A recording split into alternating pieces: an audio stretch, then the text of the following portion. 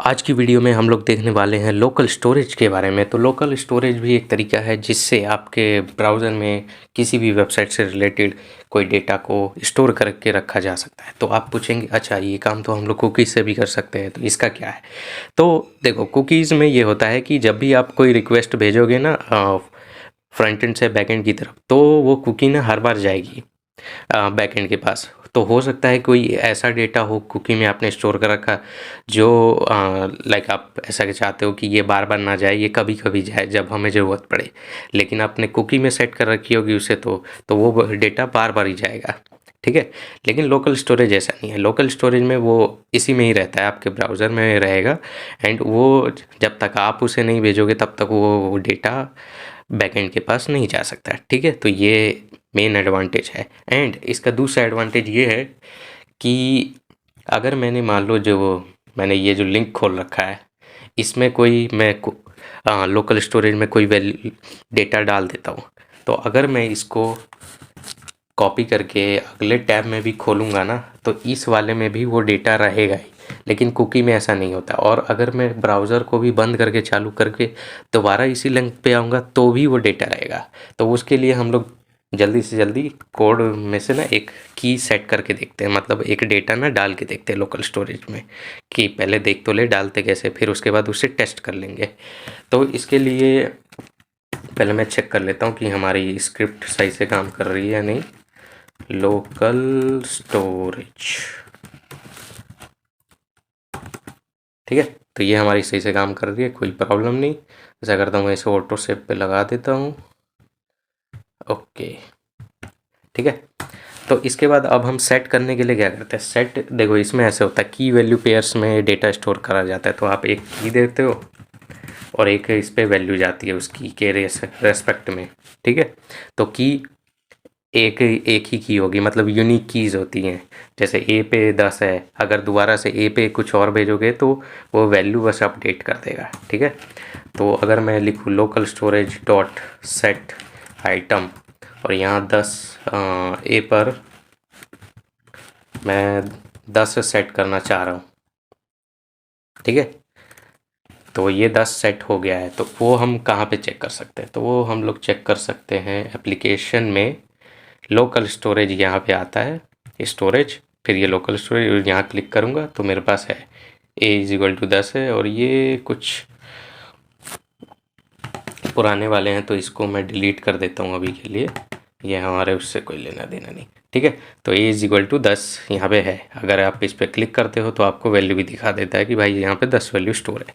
तो ऐसा करते हैं, एक और स्टोर करवाते हैं।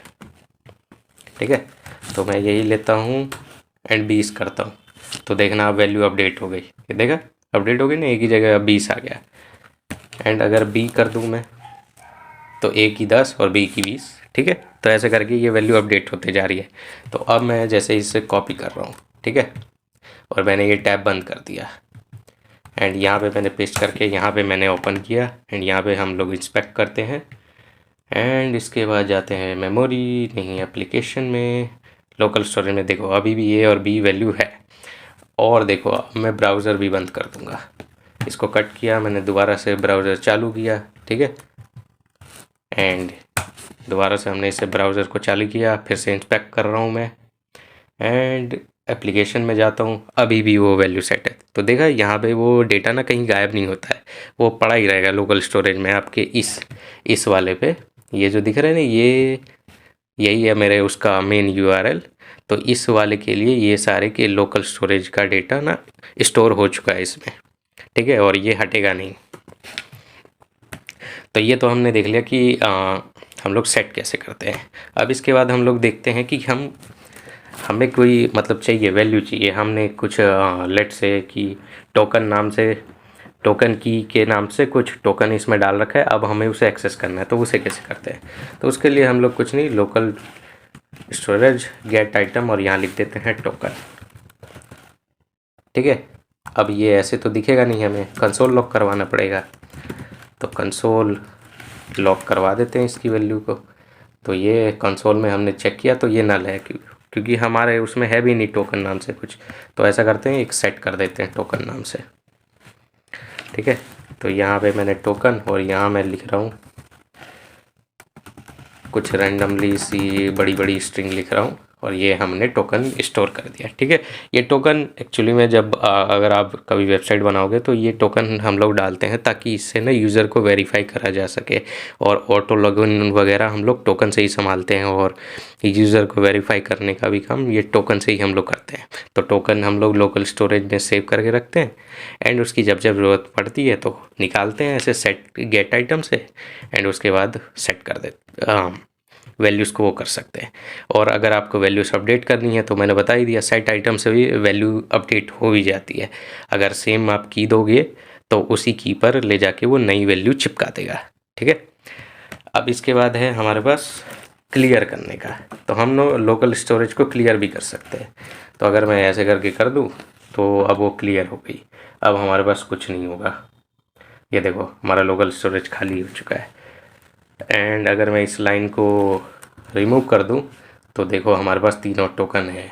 ठीक है, तो ऐसे करके हम लोग लोकल स्टोरेज को खाली कर सकते हैं। अब इसके बाद हमारे पास एक और मेथड है लोकल स्टोरेज डॉट की। अब की में क्या है, ये ना इंडेक्स मांगता है। तो एक्चुअली में ये जो हमने स्टोर कर रखा है ना, इसको आप मन न मान सकते हो ये एक एरे है की वैल्यू पेयर्स का। ठीक है, तो ये एक एरे है ऑब्जेक्ट्स का। तो अगर मैं की में 0 डाल के दूँ इसको अगर हम लोग कंसोल लॉक करवाएं, कंसोल लॉक, ठीक है, तो देखते हैं क्या आ रहा है हमारे पास। तो देखो ए आ रहा है। तो ये इसने एक्चुअली में ना ये हमें की दे रहा है कि भाई पहले नंबर पे तुम्हारी की ये है। अच्छा तो ठीक है, दूसरे नंबर पे बताओ मेरी की क्या है, वो पहले इन पे बताओ। तो वो बोल रहा है ए बी और टोकन है, और थर्ड नंबर पे वो कह रहा है नल, तो मतलब है ही नहीं। ठीक है, तो ऐसे करके अगर आपको बाई चांस पता ना हो कि क्या की है, कौन कौन सी की है मेरे पास, तो आप लोग ये ऐसे पता लगा सकते हो। तो आप कहोगे अच्छा मेरे को गिनती कितनी चलाऊं, तो उसके लिए क्या मुझे लेंथ भी पता चल सकती है? तो हाँ, वो भी आपको पता चल सकती है। तो इसकी जगह बस कुछ नहीं लिखना है, आपको लेंथ लिखना है। तो लेंथ एक प्रॉपर्टी है, तो लेंथ बता देती है कि अच्छा इस आपके में ना 3 टोकन है, मतलब 3 लोकल स्टोरेज में की वैल्यू पेयर्स पड़े हुए हैं, उनको आप एक्सेस कर लो। तो 0 1 2, ठीक है, तो ये 3 हो गए। तो ऐसा करके हम लोग लेंथ भी एक्सेस करते हैं। अब एक चीज़ और, अब जैसे मेरा मन कर रहा है कि मैं इसमें ना कोई ऑब्जेक्ट स्टोर करवाऊँ, जैसे कि कोई डेटा मैं लिख लेता हूँ। तो ऐसा करते हैं ना, इस सबको अभी के लिए कमेंट आउट कर देते हैं। यहाँ तक मैं कमेंट कर देता हूँ। ठीक है, तो ये मैंने कमेंट कर दिया।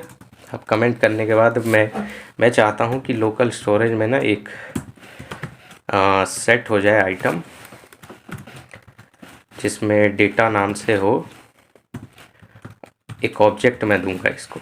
ठीक है, तो OBJ दूंगा, एंड OBJ को हम लोग यहाँ पे डिक्लेयर कर देते हैं कि OBJ होगा हमारा name is equal to JS, and video होगी 15th वीडियो है।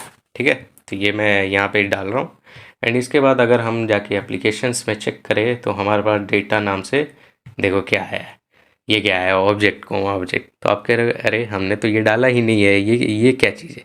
तो आप लोग ध्यान से देखोगे तो ये एक डेटा है ऑब्जेक्ट क्लास का। तो ये एक्चुअली में ये होता है कि आप जो भी डेटा डालोगे ना इसमें, वो स्ट्रिंग की फॉर्म में डाल सकते हो, ऐसे नहीं डाल सकते, मतलब कोई एक ऑब्जेक्ट नहीं लेगा ये। तो आप कह रहे हो कि अच्छा ठीक है, तो मैं बनाता नहीं हूँ, मैं ऐसे डाल देता हूँ डायरेक्टली। ये यहाँ से कॉपी करता हूँ, Ctrl+C, एंड यहाँ पे पेस्ट कर देता हूँ। ठीक है, लेकिन देखो कुछ नहीं बदला, अभी भी चीज़ वैसी की वैसी है। तो इसमें क्या हो रहा है, तो ये एक्चुअली ये है कि जो भी आप इसमें डेटा दोगे ना वो स्ट्रिंग ही फॉर्म में होना चाहिए, तो हमें इसे स्ट्रिंग में बदलना होगा। तो आपका ऑब्जेक्ट को स्ट्रिंग में बदलना आता होगा, जब अगर आपने जेसन की मेरी वीडियो देखी होगी। तो हम लोग क्या लिखेंगे, JSON.stringify, इसमें हम ऑब्जेक्ट पास करेंगे, ऑब्जेक्ट और बस वो बन जाएगी स्ट्रिंग। और ये देखो आ गया यहाँ पे कि नेम है JS और वीडियो है 50। अब इसके बाद आप अगर आपको चाहिए ये, जैसे कि like const data is equal to local storage dot get item by data, ठीक है। एंड इसके बाद फिर यहाँ से आपको एक स्ट्रिंग मिलेगी। कंसोल लॉग करवाऊँगा अगर मैं आपको डेटा को, तो ऐसा करते हैं ना, इसे लेट कर देते हैं क्योंकि हम इसे बदलना भी पड़ेगा। तो अगर मैं कंसोल में दिखाता हूँ आपको, तो ये एक स्ट्रिंग है, ठीक है। तो अभी हम इसे ऑब्जेक्ट भी बना सकते हैं फिर दोबारा से। हम लोग कुछ नहीं, हम लिखेंगे कि डेटा को बराबर कर दो जेसन डॉट पार्स, मतलब बदल दो दोबारा ऑब्जेक्ट में। तो इसके लिए स्ट्रिंग मांगता है वो दोबारा से, तो हम लोग इसे डेटा दे देते हैं एंड दोबारा से कंसोल लॉग करवाते हैं। तो ये देखो अब ये हमारे पास दोबारा से ऑब्जेक्ट आ गया। तो ऐसे करके हम लोग कोई एक ऑब्जेक्ट को भी स्टोर करवा सकते हैं लोकल स्टोरेज में, ठीक है। तो आई होप आप लोगों को जितने भी मैंने इसमें मेथड्स या प्रॉपर्टीज़ बताई, देखो मेथड ही ये सारे एक ही प्रॉपर्टी थी लेंथ वाली, बाकी तो मेथड है। मेथड में एक है सेट आइटम का, एक है गेट आइटम का, एक की का है, एक क्लियर है हमारे पास मेथड, ठीक है। तो ये सारे हैं। एंड एक हमारे पास प्रॉपर्टी है लेंथ वाली। एंड फिर हमने देख लिया कि अगर मुझे कभी ऑब्जेक्ट स्टोर करवाना होगा तो वो मैं कैसे करूँगा, तो मैं उसे स्ट्रिंगिफाई कर दूंगा जेसन को, जेसन डॉट स्ट्रिंगिफाई को चलाऊंगा एंड फिर मुझे एक स्ट्रिंग मिल जाएगी। फिर मैं उसको स्टोर करवा लूँगा और फिर मुझे उसकी ज़रूरत पड़ेगी तो मैं उसे लूँगा एंड दोबारा से पास कर दूंगा, ठीक है। तो ऐसे करके हम लोग लोकल स्टोरेज का अच्छे तरीके से यूज़ करते हैं। तो आई होप आप लोगों को इसमें सब कुछ समझ में आ गया होगा। तो आज के लिए बस इतना ही, मिलता हूँ मैं आपसे नेक्स्ट वीडियो में। सी या बाय।